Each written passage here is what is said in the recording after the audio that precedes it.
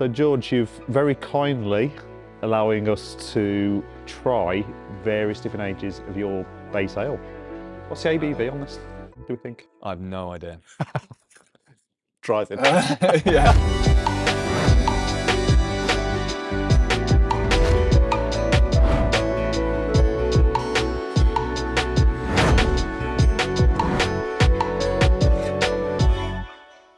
Do you want to give us a little overview of what we got in front of us here? Because you look trepidatious Nervous. about the whole thing, a little bit nervous. Terrified about what these taste like. I should have pre-tasted them. We'll poker face it for you, Yeah. don't worry. If it's terrible, just say it's great, right? So we got quite young. It's actually like 9 months, but it was from this brew season, brewed in November. And we've been using this on a lot of our fruit beers this year. You've got our 1-year-olds, actually 1.5. These are good. They're a little rougher, but they'll have nice acidity. So they're also quite an important part of our blend. We've got 2.5. This is a beer that we'll be using a lot in our blends this summer, and 3.5. This is the oldest beer we've got in barrel, so it'll be quite interesting to taste that. Oh, wow. So we'll try the young one, which will be still a bit hazy. It's not completely clarified like these ones. So what are we kind of expecting in terms of perhaps taste or? Good question. We'll find out. So I guess it's probably best to qualify first, George. Your nervousness around this is your base gold ale, which you put in all your blends. Yeah. And it's not to be drank like this. Yeah. So this is young. Like we wouldn't really put this into a beer as like something we blend back with. It might be quite fruity, ester wise. It's quite spicy as well. You can smell of like egginess. Like, soul-free. Yeah, really soul-free. So yes, this is rough, unfinished, and wouldn't really go into a blend. Cheers. But it's interesting to taste it. There's a bucket here. Did you jump in? Yeah, I've already gone. Sorry, Yeah. I was too far ahead of you guys. But now. Oh, wow. So there's like acidity. There's bitterness. It's very sweet. Sweetness because it hasn't like finished its fermentation. It's quite bizarre. It's quite soft as well. It's quite soft. I think it tastes a lot better than it smells. Yeah, it does taste a lot better than it smells. It smells like, fart and rotten egg. Yeah, which is everything I want in a beer. But so the beer will it will get over this and it'll start. I mean, this is already a bit soft in the mouth, but it'll start softening. All the roughness, all those rough edges will start sort of rounding out a little bit. On second swig, there's quite a lot of greenery to it. I mean, it's almost like a grassy note. The kind of I'm getting like apple cores. That's what it is on the back of the tongue. Interesting. We get like an appliness in a lot of our beers. Away from like the apple core, we do get like. It's not a cider note, but we get this like it's not really green apple. It's like an appliness. I think from the fermentation, which is quite interesting. Yeah. What's the ABV on this, do we think? I have no idea. Drive it. I'll take a smaller swig next time. It'll be well, it's still kind of fermenting through, so I don't know where we're at with it. But most of our base beers are about 5.5%. Okay. And it'll get a bump up after the fruit re-fermentation if we're using it for fruit. I mean, there's almost like a bit of a toffee appliness to it. Kind of, Very nice. From like the maltiness, there's a bit of like a toffee element. Yeah, no, that's actually nice. I mean, you wouldn't necessarily want to smash back. No, but schooners of that. But it's very interesting to try. Right. So moving on now to number two. Yeah. So this is a beer that I can't actually remember when we brewed it, but it's about 1.5 years old. So I think if I remember correctly, this one's got a bit higher acid profile. Ooh. It's GA6, so it's our 6th golden ale brew that we brewed. I think it's GA6. And that's basically that, but just longer. Aged more, yeah. So it's similar. It's growing up. It's growing up a little bit. It might still be quite lively, a bit rough around the edges, but it's a lot more mellow. Definitely on the nose. It's really kind of. So as it progresses, like similar to when you're putting wine in barrel or anything in barrel, like over time everything should sort of mellow and integrate. Yeah, that's the important thing. Can we give it a snifter? Yeah, that's. Yeah. Yeah, I think it's mellowed substantially, actually. That's kind of starting to lose that green. It's mellowed, but it's kind of it's pushing into the kind of that sour wildness. Yeah. Whereas that one wasn't really. You weren't really getting much of that. It was more just sort of sweetness. The acidity is lovely in that as well. It's like not too strong, but it's like really you get it in the mouth, which is nice. It's kind of what we're shooting for. I really like that. Yeah. And this sort of thing, you would sell this, or you would use this. That was from that stack we've used. So we're brewing 8,000 litres at a time. We normally fill about 400 litre barrels, and you'll get 4 high on these big stacks.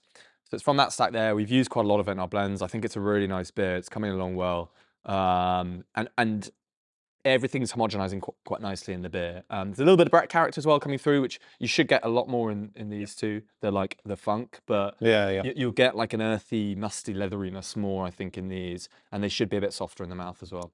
Not bad at all, really. I mean, that's a really, really nice little drop, I think. Yeah. I think that's tasting good. And do we have an ABV on that one for Paul? I just assume we're roughly 10%? The same. Yeah. 12 actually. That's. I'll have to bucket for some of these as we go, because there is a bucket for the. Thank you. I'm going to do the same. As much as I'd like to smash them all back. Right. So this will be. It's about 2.5, so 2.5 years. So it's kind of the 2-year stock, but this will be coming into 3 years quite soon. Okay, so this is a significant bump up in terms of time spent in barrel. Yeah. So these batches, I know this has quite high bitterness, but it should be like even further down in terms of like softness in the mouth and maybe from the Brettanomyces. Yeah, I mean the smell again completely mellowed out now. Really getting like Brett on the nose now. Yeah, I really like where the Brett is coming in our beers. So we normally see it from like 2 years onwards, and it just brings this level of complexity to the beer, which when you combine that then with acidity, I just think it gets really interesting in the mouth. I always got mates to ask about, well, what's a Brett beer? What is the Brett element to it? I kind of go on the, I don't really sell it. I kind of say there's kind of like a cat pissy kind of smell, but not in a bad way. Okay. That's the good kind of cat piss. I mean, which I think everyone wants to hear. Right before they go in for a sip. Horse blanket. But the thing is, it never tastes like it smells, does it? It's yeah. You're starting to get the character come through there. There's a depth, almost like it's not whiskey based, but when you have a really good quality soft whiskey, and you just feel that slight amount of, I guess there's that kind of warm depth of character that starts coming through on the back of the palate. You're starting to pick up that complexity. It's a massively different drink than the one we had before. It's amazing, isn't it? Yeah. To see, like I rarely will get all the years and then taste them across like this, but it's kind of I find a bit of a treat, this stuff, because it's taken a long time to get to that point. That's a really good bit. Yeah, it's nice, isn't it? Yeah, that's. I wish I could drink it all. Yeah, it's very annoying. Right, so this is one of our oldest barrels. I hope it's all right. One of your first beers, then, I suppose. One of our first beers, yeah. So this is the third brew we ever did. Wow. It's about 60% malted barley, 40% raw wheat. Can't remember what the wheat was or the barley, but this is 3.5 years old. What are you aiming for with this? Would you just sort of like? Would you leave this for as long as you can? Is it kind of just a bit of about to use it, actually. Oh, okay. I think we're going to use it, yeah, just because. Well, it's difficult. Like, we're along the line of thinking, if the barrel tastes good, use it, because it might go south. I mean, wow. Wow. Yes. Yeah. 2.5 and 3 years, yeah? 3.5. 3, okay, sorry. Okay, so that's a year. Yeah. That's a year's difference. My God, what a difference that makes. That's lovely. That's really nice. Oh, man. I'm glad. For us, it fills us with a bit more confidence knowing, well, one, the barrels can go that long without going off, basically. So, some sort of acetic acid infection, or acetate, or just falling apart, becoming really bland, nothing there. That's still full of character, if not more complex than that one. But like, everything's nice, soft in the mouth, nice acidity, complexity from the Brett.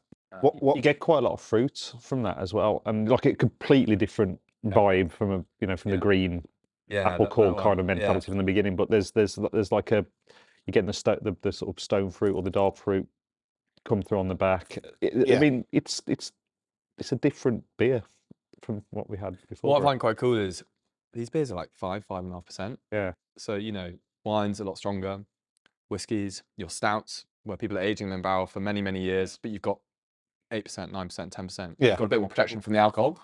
These are light beers, like low ABV in regards to the other things that go into barrel. When I try and describe craft beer to a layman, to someone that just drinks predominantly normal stuff, I always say you need to kind of look at it in the sense more through the lens of wine, craft beer. But then this takes it even further up a notch because this probably has more in common with wine than it does beer in a way. It does, yeah. I mean, it's still very much beer. We always say, like, it's still made with barley and wheat. It's still very much beer, and it's still a drink for everyone. But yeah, we do lean a lot on the wine world just because we're using a lot of fruit. We're using the barrels. We're blending a lot. Yeah, you think about what you were talking about with Jack yesterday and seeing his setup and how he makes these beers. It's just like it's like a different world. It's like a different product, really. Like it's like a different product, and and the flavors are so different. It just shows how diverse beer can be. In that you could drink the stuff yesterday and then you compare it to that, you'll just be like, that's just so different. Yeah, like, but it's still a beer. It's still a beer. Yeah, no. Yeah. That's a bit of an eye-opener, really. The difference, you expect a difference between the 6 month and 3.5 years, but just the difference between the 6 month, 6 months? Year and a half. Year and a half to 2.5. 2.5, yeah. Is vast, but the difference between that and the 3.5 is it's a different drink. Yeah, it's almost uncomparable. If we could just do this, obviously these are good in blends, but like this is where we want to be. Are you really keen to see what a 5 year would look like?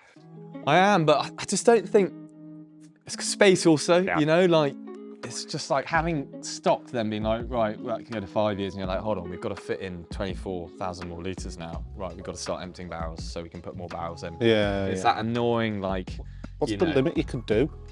If age-wise? Take space out of the equation if you had the space and you could. I'd love to age more. I mean, some of the American guys are, like, Degard, for example, he's got 5-year components in his blend. Referend Beer Blendery, he's using 5-year components. I'd love to see if we could get up to that point. Yeah. That's not giving me any sense of it going the wrong way. I feel like it's just getting better and better. Yeah. It's aging. It's aging really gracefully. Yeah, which is great. Okay. I mean, thanks for sharing it. No, this is a first for us.